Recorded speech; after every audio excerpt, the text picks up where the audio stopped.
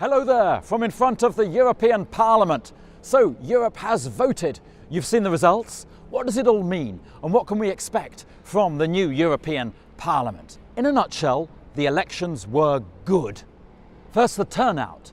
51%, up from 42% last time, the highest since 1999, and the first time ever that turnout in the European Parliament elections has gone up. Now, the results. The four mainstream parties have a commanding majority. They held off the populists. The latter were successful in some countries, but they did less well than anticipated in many others.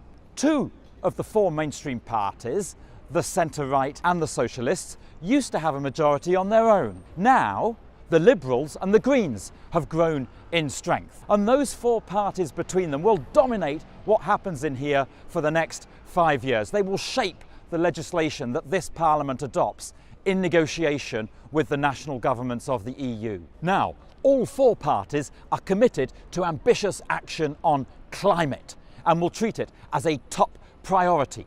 The increased turnout, of course, is partly because people want Europe to be doing more on climate. So the Parliament has a clear mandate here. Now, this should translate into strong support for renewables and for wind energy. But there'll be many members of Parliament in the centre-right and some in the socialists and the liberals who'll need some convincing on this for a variety of reasons. The impact on coal regions, public acceptance, the costs of integrating renewables in the energy system. So we're going to have to work on things. Now, the last European Parliament agreed the EU's basic rule book for energy and climate to 2030, the Clean Energy Package, with the new EU Renewables Directive. So what is this new Parliament going to do on energy and climate? Well, first and most importantly, there is the long-term climate agenda, the decarbonisation of the EU economy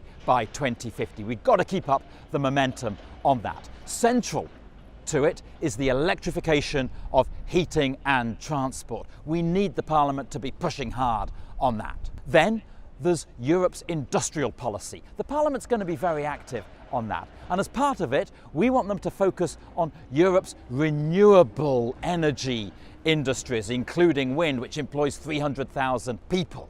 We also want them to be focusing on the decarbonisation of Europe's crucial heavy industries, which consume a lot of energy. And then there's EU money. It all gets voted by this Parliament. There'll be EU money for research and innovation. We'll want them to be voting more money for energy research, including in wind.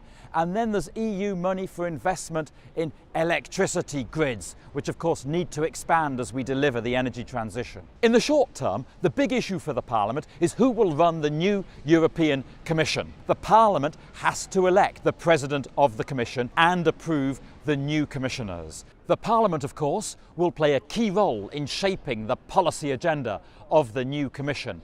Expect climate to be right at the top of the Commission's agenda. And you can count on WindEurope, as ever, to be pushing in the new European Parliament and with the new European Commission for the right policies. Thank you.